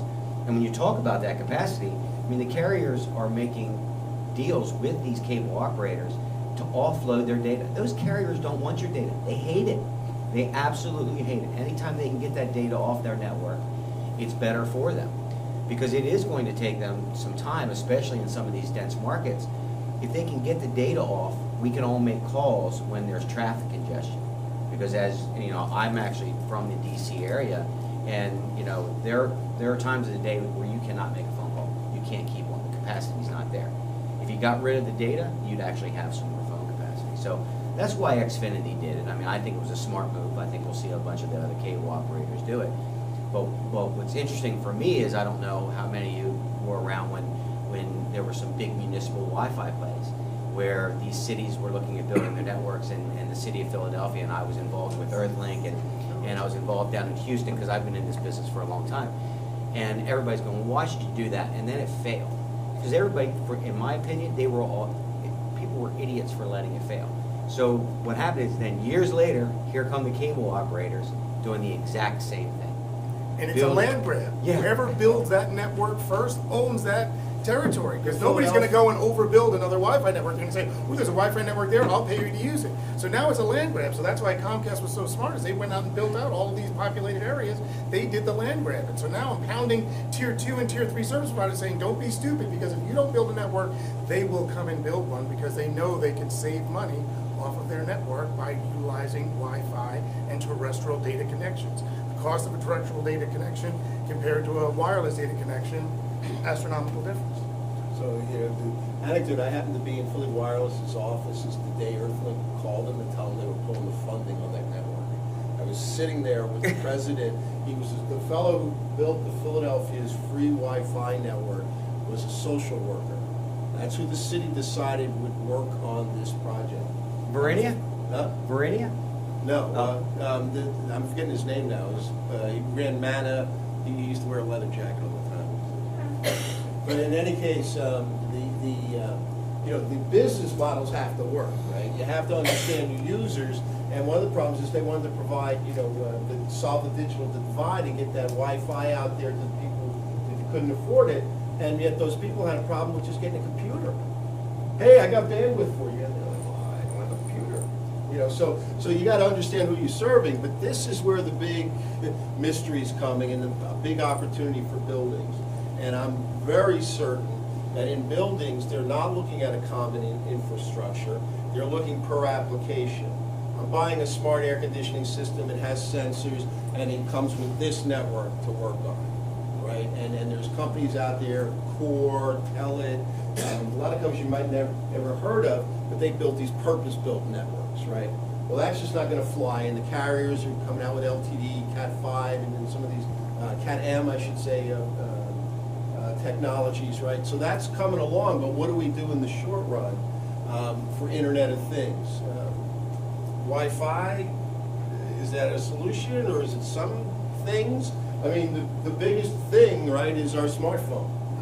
Right. Anybody have a Ring doorbell like I do? I call it the keep the ex-girlfriend away doorbell. Ring doorbell connected to my internet. Pete comes to my house the other night. He rings the doorbell. Video of Pete on there. Oh, it's Pete. I see his picture. I talk to him over the doorbell and I say, yeah, come on in, no problem. My thermostat. Glad it wasn't two-way. I didn't want to see the way it was dressed. Right, thank goodness. I came a little early. So, you start to add on to these different things. Well, they don't have to be on that core network, like we said before. A core network is for those applications you want, the video and everything else. So you could have separate SSIDs, hidden SSIDs, running off of that same infrastructure that are providing those other services. So that's why somebody wants to Leo, have that does a core. commercial building owner look at these things very differently than a residential building? More and more, yes, each day, but we would argue that it would still be the same, that the residentials would also build one network, it's cost saving. B, they would own the network. Some of the apartment owners obviously are going to stay, some of them with that property for a period of years. The condominium owners is saying, send me the money, let's have a closing, and move on. But the brand matters. We have another developer here. That understands the fact that they also have an apartment in a condo. They want those that generation we're talking about to move from their apartment into one of their condos when they're ready to buy. And they have the foresight to be thinking that way. But it's rare at this point. So, we're talking about DAS, the cellular propagation. We're talking about Wi-Fi, which we all know about. But in these networks, there are different unlicensed technologies. So you're going to hear LPWA, low power wide area, right? You're going to hear Bluetooth, you're going to hear LoRa, you'll hear Sigfox, right? That's Ingenue, RPMA, random phase, multiple access, and these are machine-built networks that are designed for maximum coverage, low bandwidth, right? And you're talking about sensors or battery-operated devices where the battery lasts 20 years, right? And it's literally pinging, it's just emitting a signal, and once an hour, once a minute, depending. So it's collecting terabytes of data, but each transmission is a very minimal amount. But like an oil rig generates a terabyte of data a day because all the devices being pinged, but it's all localized. So that's one of the questions a building owners got to understand is, do I localize my environment? How do I control that? And then where do I just throw my hands up and let everyone fend for themselves? And I think still the profile of a commercial user inside that commercial building versus the residential is still dramatically different. And the residential guy, you just can feed it to him, right? But the commercial guy may have security issues and whatnot, right? So Internet of Things is going to be a big driver. We took a little bit extra time to talk, but why don't we just open up for some questions and address any major issues that anyone in the audience would like to talk to. So with that, questions? I've got a question about, we talked a little bit about analytics. In our side, and from the panel this morning, there's a lot of companies that struggle telling a concise message about public safety DAS. You find the same thing when you're talking about Wi-Fi analytics and some of the things that are going in on the stadiums to make the spectator experience so awesome. It Seems like every stadium's trying to outdo the next one. Well, there's been some new stuff. In fact, there's a company that just came out with. They didn't just come out with it. They're marketing it heavily. Is the one missing piece in Wi-Fi is that there's no view into the user experience. It's why two of us can be sitting side by side, and your Wi-Fi and internet is very fast, and mine is very slow, or mine's not working, or I'm connected but I have no internet. There's now companies that have come out with basically appliances that are collecting these analytics and giving a deep dive view into the user experience. So one of the companies is Nyansa. I mean, it's probably the most interesting product I've ever seen in my entire life. And that's been the whole entire missing piece for the user experience in even these stadiums. Nobody really knows what everybody's doing, and people can't get on the network, and they don't know why. The help desk people can't tell them. They can't tell them that basically now with these newer analytic tools, they can basically say, hey, John Smith is having a problem because his iOS on his device is so old it won't support this, or that he's having DNS type of issues, or there's actually interference related stuff that's happening with him. So we're now seeing the analytics come out on the user experience side, which has been missing the entire time. I mean, the cell phone guys have the user experience. They know everything about the transmission between you and your phone. Where on the Wi-Fi, it hasn't been that way. And that's kind of the last missing piece in helping fine-tune these large venue networks. I mean, I see the stats on the stadium stuff. I mean, the reality is in stadiums, when you look at that, you run into basically a physics problem. You really do, and you're never going to have the same user experience in a big stadium or in a crowd that you're going to have in more of an open public place where to provide that kind of capacity is huge. But we're seeing these tools come out that are actually amazing. I mean, it'll give us kind of a leapfrog into helping, fine tune and better analyze these Wi-Fi networks as we go forward. Thank you. Okay. Any other questions out here? I'll go back to my question from a minute ago. I always have a question because there's always something to learn. You're just an inquisitive young man, right? Yeah, young. My youngest is 20 years old. He doesn't remember when there wasn't internet either, so he's completely untethered. But when I'm looking at this fourth utility thing that's up there, I'm going to go back to the aggregation question. Whether it's a building or a city or 500,000 square miles of rural America, it takes more than one hammer in the toolbox to solve the issue. And if it was me, I'm kind of looking at having multiple ways to solve for a smarter facility or a smarter city. It could be the Sigfox piece for come empty the trash can or the water main thing. It could be, Wi-Fi has a great role for it. It could be cellular. It's obviously public safety regardless. But then you have the 3.5s that's coming. You have the multi-fires. So the point is that there's a lot of the tools out there that can be used to solve for the next 1 to 3 years. And I just wanted to ask you guys how you felt about those things all fitting together. That's a good point. Well, I'm glad you brought up 3.5, and I'm still digging and trying to go through all the documentation that came out of Mobile World Congress last week, because that's the annual event in Barcelona where all the cellular guys get together, the Wi-Fi guys get together, and the convergence. And one of the big things that came out of that was announcing a new spectrum that they're going to be playing in, which is 3.5, which is, just if you know what's going on out there, they can't make any more spectrum, not enough of it. Last government auction, they tried to buy back spectrum from the broadcasters, repackage it up, and go out and resell it. They said it was going to bring in like $80 billion. They got up to like $19.6 billion, and they're like, this isn't really even enough to pay for what we did, but we're going to go ahead and sell it anyway, and half the people didn't even want to buy it. So now what they're looking for is different technologies, different spectrums that allow different amounts of bandwidth to be done. So you're going to see a whole change in that footprint, and that's when you talk about all these different devices.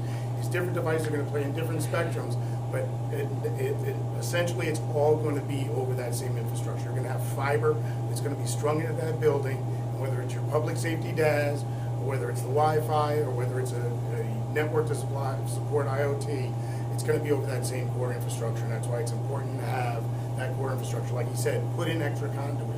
pull extra fiber, pull extra Cat 5, because there's always going to be the need for more. We don't know what's going to be around the corner. You know, we were all excited with 802.11 AC, right? We're going to be able to push a gig out of an access point. Oh my God, it's groundbreaking. Well, AX is already ready to be released, and AY is about to be approved. So you got to keep moving down that street. I can tell you're not a developer or builder because you're easily spending their money. Yeah, because I'm going to make them money on that money because there's an ROI at the end of the day. I'm about to ask you a question. What's the return on your investment? Because there are for-profit corporations generally. Right. So you're asking them to do all these things. We are also asking the same thing, but help them understand, and then I'll ask a little bit more if I can to that. Beautiful. Well, that's where those applications come in. That's where you sit there and say, look, I want to own that Wi-Fi network. Why do I want to own that Wi-Fi network? Because I want to be able to sell it back to the wireless carriers. There's one of your monetizations. There's not one thing out there that's going to be the holy grail of it. You're going to just keep adding onto these applications. So then you're going to say, okay, who is in my community that wants to communicate with my residents? Well, there's all these restaurants out here that want to provide delivery to my residents there. Well, how about we allow them to advertise on my Wi-Fi network? There's another level of monetization. So you're going to have to look at all these different applications that you can then leverage on to build that revenue stream to deliver that ROI. Unfortunately, there's not one holy grail out there. What if they're not on the property? That How do you do that? Sorry. What if they're not on the property? Once they're on that Wi-Fi network. What if you they're not control on the it. Wi-Fi network? Building owner doesn't care. You're not on the Building owner line cares either. what happens in his structure. So when I'm driving to work, the building owner doesn't want to talk to me? Potentially does if you've got his app. Well, if you If could you've got bundle his- some iteration with a cell, sure. If you've So got the enough app of on the guys. phone. Enough about you guys. One of my clients, the builder developer, and Fernando, I'm going to recognize you in a second, though. Basically, the condominium developer builder, they're going to be out of there. So what's the benefit of them spending all that money? Before you answer that, the other thing that they ask me is, why am I building a cellular DAS when everything's going to be on Wi-Fi? So I'd love for you guys to argue. Not argue, discuss that. Right. And we're gonna There is a get- discussion, right, there is a discussion point between, obviously between licensed spectrum and unlicensed spectrum and what do they want to use, and I think it's really going to come down to cost. So, you know, you look at $250,000 per wireless provider, and you've got 4 wireless providers, so you're talking about $1 million to build a DAS network, whereas a Wi-Fi network would be, you know, Time out, potentially. time out, no. Under 250,000 for what? For one provider, for. For what? A base station? I'm just gonna say, just for basic infrastructure. Well, excuse me. Yeah, here you go. Well, Don't argue. Welcome, I'm just Fernando. kidding. I'm just. We're gonna extend for an hour. No, there is different sides of the table. So, those who haven't met, my name is Fernando Perez. My background is telecommunications. I worked 23 years in hospitality, 18 of those doing telecommunications. I moved to Maryland to work in Marriott headquarters. I went to Maryland to work Marriott headquarters, and I managed the wireless infrastructure for non-licensed positions. So when I got there was no iPhone.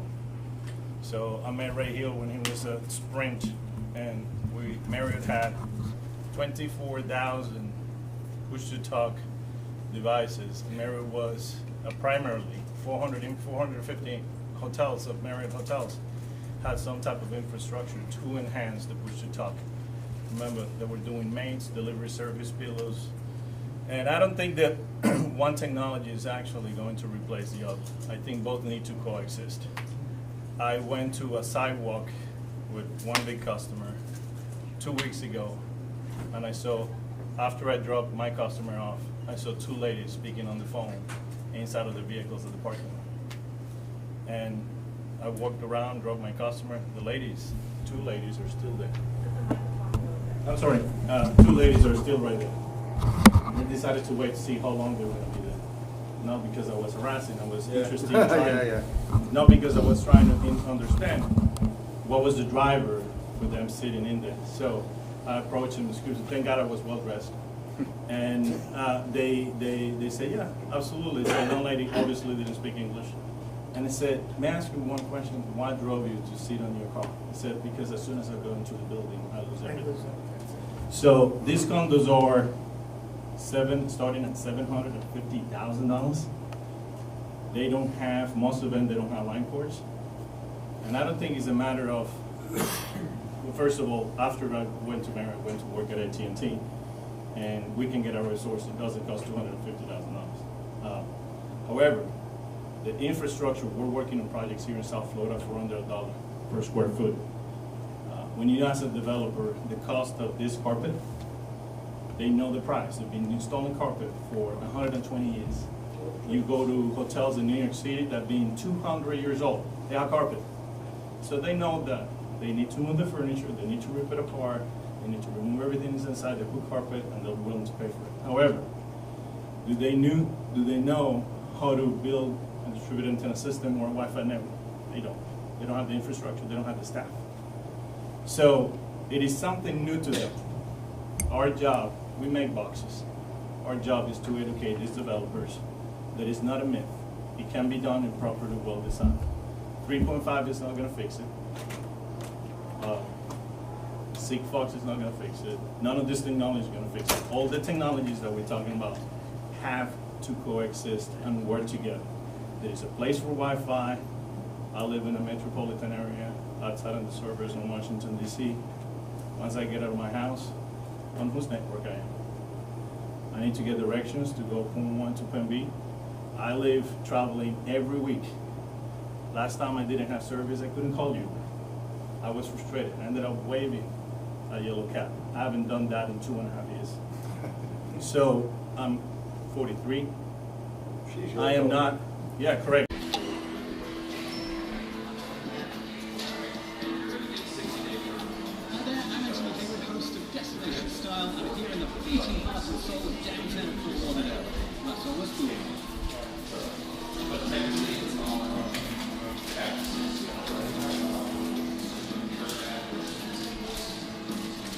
Whether you're local or just visiting from Lauderdale, what place you have to visit is Las Vegas Boulevard. It's a place that really captures the essence of South Florida. It's where there's dining, shopping, and entertainment.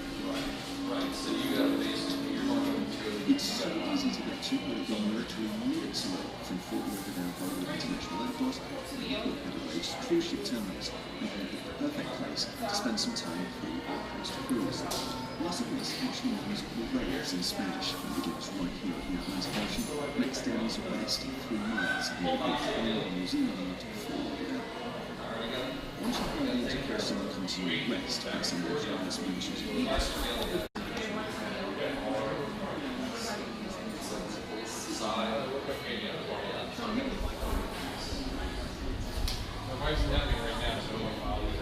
Okay. All right. Okay. Sorry, we were in a restaurant and like those next 5 buildings, those are our target, this third party goes right. You guys if you want to charge them $3, yeah. Great day, Riverside Hotel.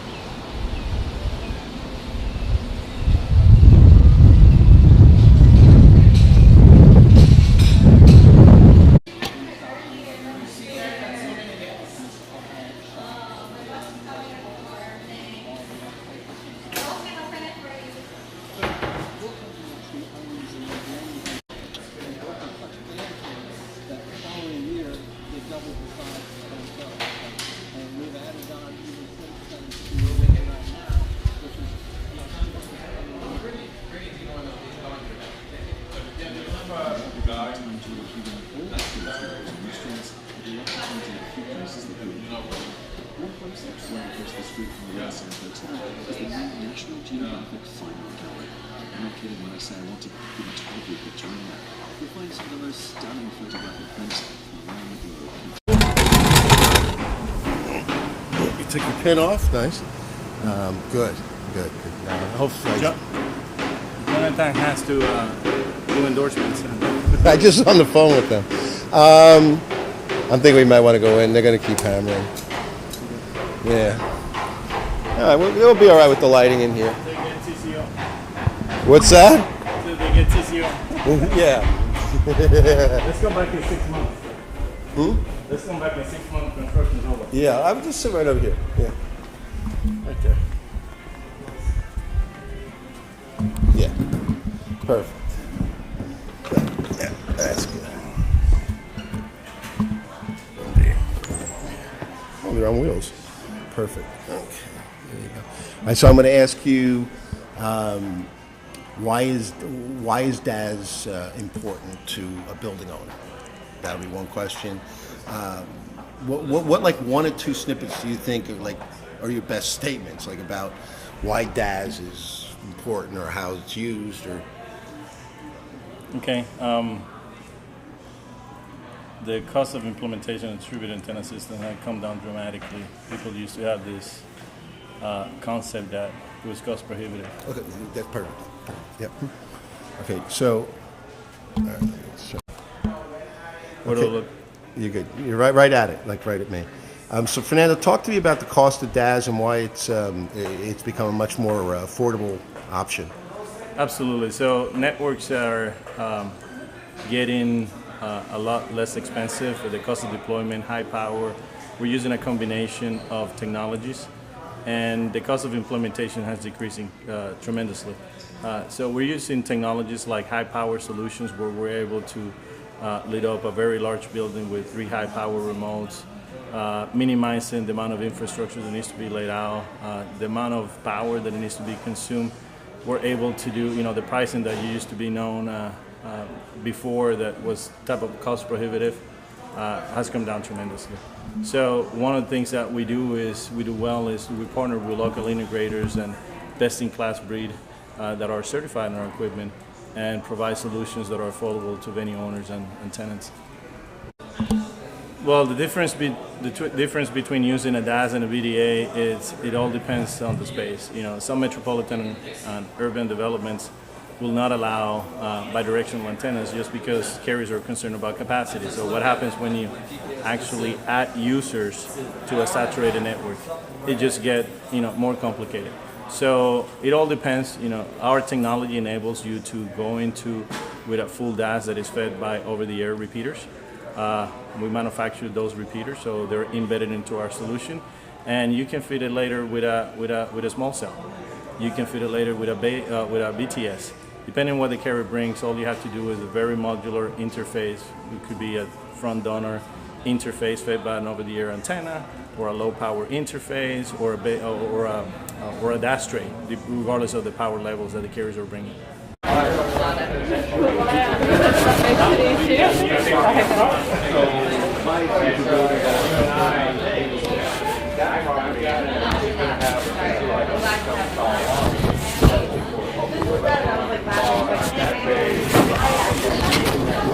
What's your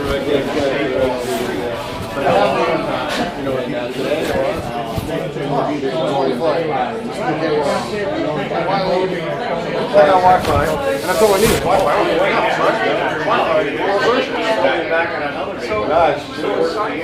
It's great. Oh, I can choose those. All I need is a signal of any kind, Wi-Fi or I just had a problem with my voice calls and I realized my phone was flipping over Wi-Fi in my house, and my Wi-Fi sucks. And not the Wi-Fi itself, it's not clicking in my house. Shit, I had an AT&T U version, it's a coax, or the shitty one.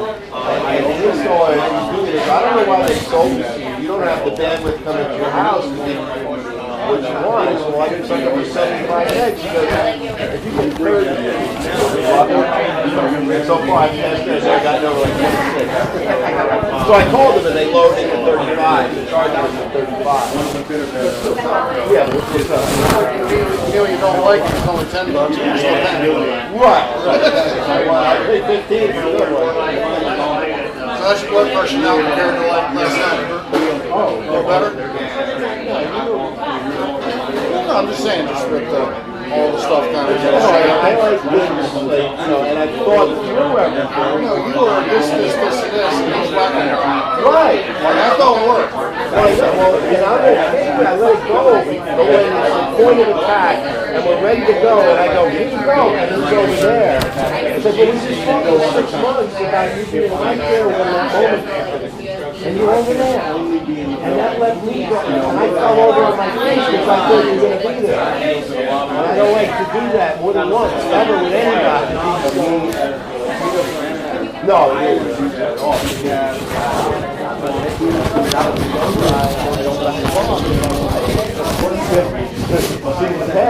I didn't back off when it was wrong. No bullshit on that. No.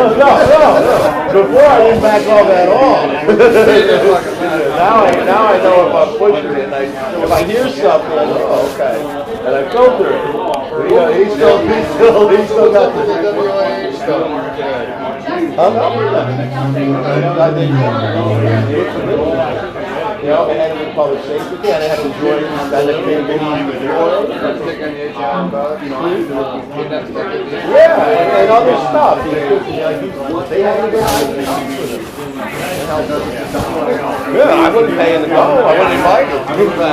So I was glad to go. They paid the expenses, and I went. So I don't lose.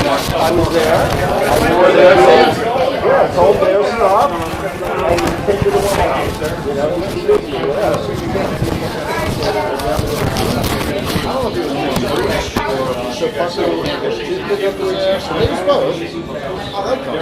yeah, but dude, something. He's very uptight and very nervous. And he's very sensitive to the old members' way of thinking. You know, and that's why I took, some of the Romans. Well, and Jonathan Gibbs, I took him to this IoT Evolution. I got a keynote speech, and we spent 3 days. I said to Jonathan, like, why aren't we doing IoT? And I took him to Jonathan, I was talking to him, and I'm like, but that's what you're supposed to talk to. And she's like, well, check this sort. Who works with David? He's no use. Right in front of Jonathan, I go, you got it back here. You were talking to the wrong guy the whole time. And frankly, he was talking to Ray, new there, but Todd is the guy. Yeah, I told her straight up.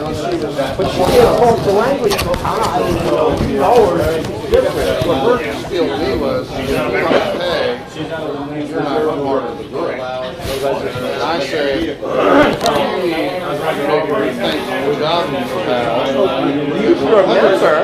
we are members. Yeah, so you're done. You're I've in. donated hundreds of hours, maybe 1,000 hours to this organization. We each do what's not done. You can't even articulate the values, dumbass. You threaten to be a member. We're spending $4,000 for a meeting, and why don't you get this? Nobody there I want to talk to, and you're bringing. I'm doing it with people that I'm bringing to your show.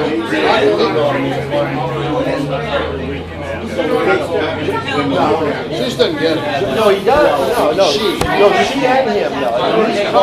Jonathan gets it. He's just not doing it. I was shocked. I got 3 nights in a row with him. And when you try to talk about marketing and positioning and branding, no. And he gets like, you know. I said, wow, this is elementary. Let me run with it. And that's sort of what happened. Is I saw him at an event, and he went up and said, Jonathan, you want to talk about this? He goes, whoa. I said, well, you might want to mention this too. And he goes, why doesn't my staff tell me these things? And I go, I think I can tell you why, because they don't know. That's your problem. And I said, are we in Washington, D.C., or are you giving a speech? Yes, they don't know. Maybe there's a leadership structure and culture in place. doesn't foster. I don't want to say that directly. For the first time on Monday, I think we got him back and said, well, maybe, Sunday night, actually, well, maybe Tim has other priorities. I know we spoke about this, but I reached out to him 3 or 4 times, and I sense he has other priorities. Maybe you want to mention it to him, talk to me about it. You know, I'm trying to, you're getting very tactful. People are assholes, you know, until I got a point. But I do.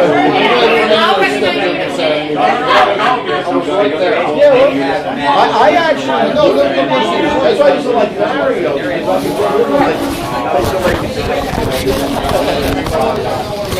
I could